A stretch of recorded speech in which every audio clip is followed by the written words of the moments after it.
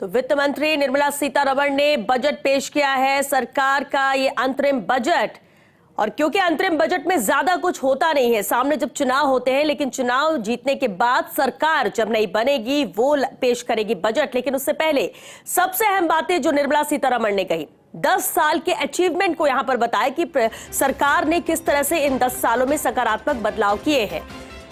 2014 में जब सरकार आई तब किस तरह की चुनौतियां यहां पर रही हैं। तो सबका साथ सबका विकास हमारा लक्ष्य रहा है। देश में विदेशी निवेश यहां पर बढ़ा है। ये पिछले 10 साल की उपलब्धियों को गिनाया वित्त मंत्री निर्मला सीतारमण ने। कर्तव्यकाल के रूप में अमृत काल यहां पर दिया है। सरकार ने जिस तरह से लक्ष्य रखे और एक के बाद एक इसे पूरा किया। 10 साल में $596 अरब FDI देश में आया। हरित निर्माण के लिए नई योजनाएं यहां पर शुरू की गई। ये उपलब्धि सरकार की है जो वादा किया गया। पर्यटन क्षेत्र के विकास से रोजगार के अवसर यहां पर युवाओं को मिले हैं। युवा हमारे फोकस में रहा है, प्राथमिकता में रहा है। पर्यटन के व्यापक विकास पर जोर दिया गया और उसके परिणाम नजर आ रहे हैं। पर्यटन केंद्रों को ब्याज मुक्त लोन दिया है। तो ये उपलब्धियों को गिनाया वित्त मंत्री सीतारमण ने। लक्षद्वीप के विकास को भी हम बढ़ावा देंगे। क्या कुछ इन 10 सालों में किया, क्या आगे करना है। जनसंख्या नियंत्रण के लिए कमेटी बनेगी। देश में विदेशी निवेश बढ़ा है और ये बदलाव है, ये उदाहरण है कि किस तरह से विकसित भारत का जो हम संकल्प लेकर चल रहे हैं 2047 का, उसे पूरा करने की ओर भारत आगे बढ़ रहा है। हरित निर्माण के लिए भी नई योजनाओं को शुरू किया गया है। पर्यटन क्षेत्र के विकास से रोजगार के अवसर यहां पर बढ़े हैं, वो नजर आ रहा है। ये प्राथमिकता में रहा। पर्यटन के व्यापक विकास पर जोर दिया है सरकार ने और ये नजर आता है पूरे देश में। अगर नजर दौड़ाई जाए, पर्यटन केंद्रों को ब्याज मुक्त लोन दिया गया। लक्षद्वीप के विकास को बढ़ावा देंगे, ये वादा किया है। यानी इन 10 सालों में ये मोदी सरकार 2.0 है। सामने चुनाव है, उसके बाद सरकार क्या करेगी। लेकिन 10 साल जो काम किए गए और 10 साल के पहले जो स्थिति थी, जो मिसमैनेजमेंट था, जिस तरह से निर्मला सीतारमण ने कहा कि 2014 के पहले जो मिसमैनेजमेंट था उसे हमने किस तरह से चुनौती के रूप में लिया और चुनौती हमारे लिए बड़ी थी। और उसके बाद एक के बाद एक बड़े फैसले लिए गए, बड़े निर्णय लिए गए। भले ही कितने ही उसमें सवाल क्यों ना उठे, लेकिन आज जब 10 साल के अपने कार्यकाल को हम देखते हैं तो देश देख रहा है कि कितना बदलाव हुआ है। एयरपोर्ट की संख्या 149 हुई है।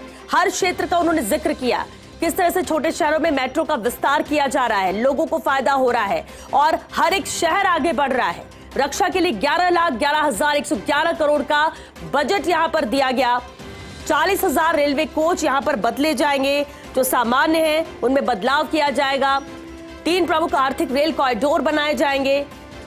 और ये जब इंफ्रास्ट्रक्चर में बदलाव की बात की जाती है तो उसमें ये शामिल 1 करोड़ महिलाएं लखपति दीदी बन चुकी हैं। इससे पहले भी कितने ही कार्यक्रम इसे लेकर किए गए। 9 करोड़ महिलाओं को 83 लाख स्वयं सहायता समूहों से जोड़ा गया है।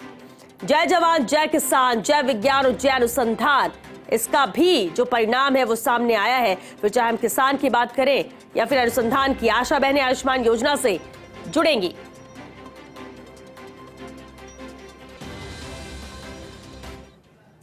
और चलिए आपको बजट की बड़ी बातें बताते हैं कि इस बजट में क्या कुछ खास रहा, क्या पैरामीटर्स रहे। देखिए, नए मेडिकल कॉलेज को लेकर यहां पर बात की वित्त मंत्री निर्मला सीतारमण ने।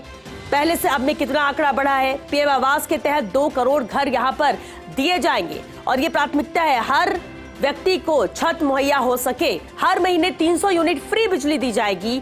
ये इस राह पर आगे सरकार चल रही है ताकि लोगों को फायदा हो सके, आमजन को राहत मिल सके।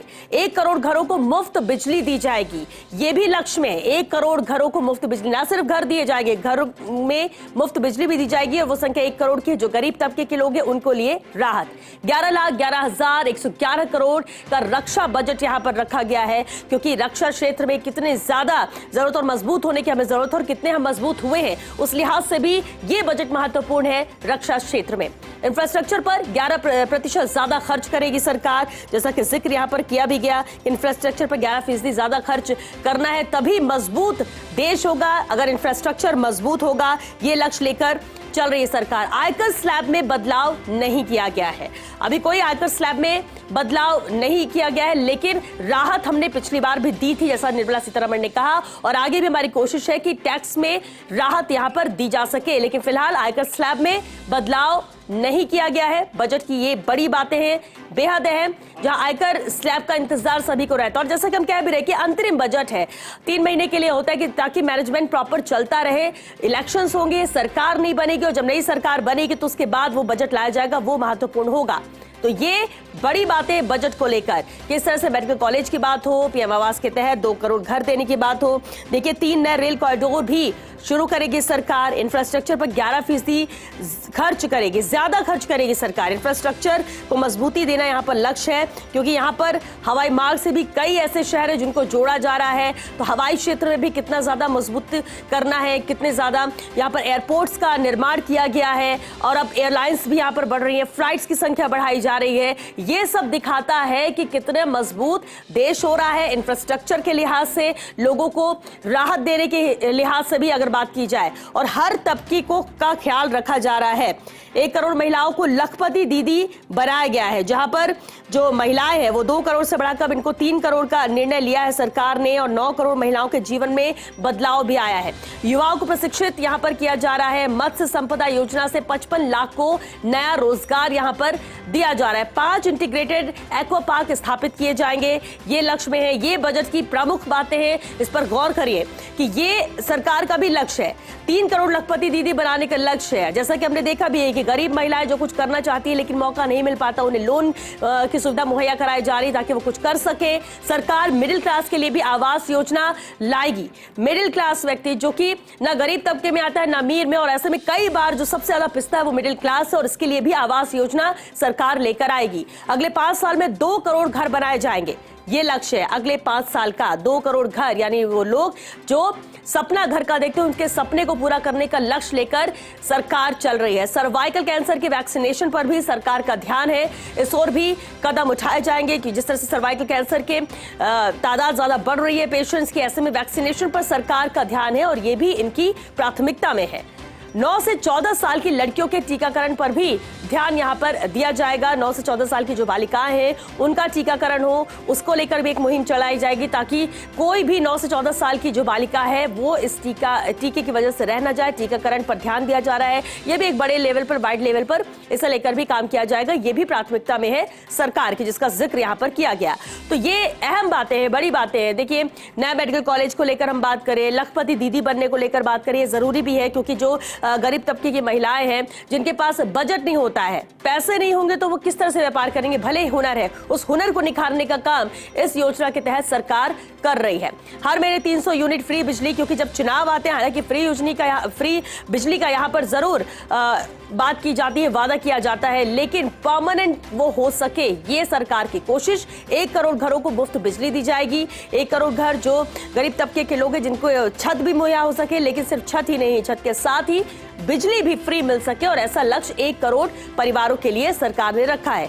11,11,111 करोड़ का रक्षा बजट यहां पर रखा है सरकार ने इस दिशा में भी। हालांकि अब मेड इन इंडिया हमें बहुत कुछ देखने को मिलता है जब हम रक्षा क्षेत्र की बात करते हैं। तो इंफ्रास्ट्रक्चर, बातें बहुत की जाती है, लेकिन इंफ्रास्ट्रक्चर पर काम सरकार ने किया है, ये निर्मला सीतारमण ने बताया, और 11% ज्यादा इसमें खर्च किया जाएगा। हालांकि आयकर स्लैब में भी कोई बदलाव नहीं किया गया है, लेकिन आयकर स्लैब भी प्रायोरिटी में है सरकार की, जैसा कि कहा भी निर्मला सीतारमण ने। 4 करोड़ किसानों को पीएम फसल बीमा योजना का लाभ यहां पर दिया जाएगा। किसान, जैसा कि सरकार कहते हैं, हमारी प्राथमिकता में हमेशा रहा है। 54 लाख युवाओं को प्रशिक्षित किया जाएगा। हम सिर्फ रोजगार नहीं देंगे, हम उन्हें प्रशिक्षित करेंगे, उन्हें इस लायक बनाएंगे कि वो रोजगार ले सके। ये प्रायोरिटी में सरकार के। मत्स्य संपदा योजना से 55 लाख को नया रोजगार दिया जाएगा। मत्स्य संपदा योजना के तहत ये टारगेट सरकार ने रखा है, जिसमें 55 लाख के करीब नए रोजगार मुहैया कराए जा सकेंगे। इस योजना के अंतर्गत 5 इंटीग्रेटेड एक्वा पार्क स्थापित किए जाएंगे।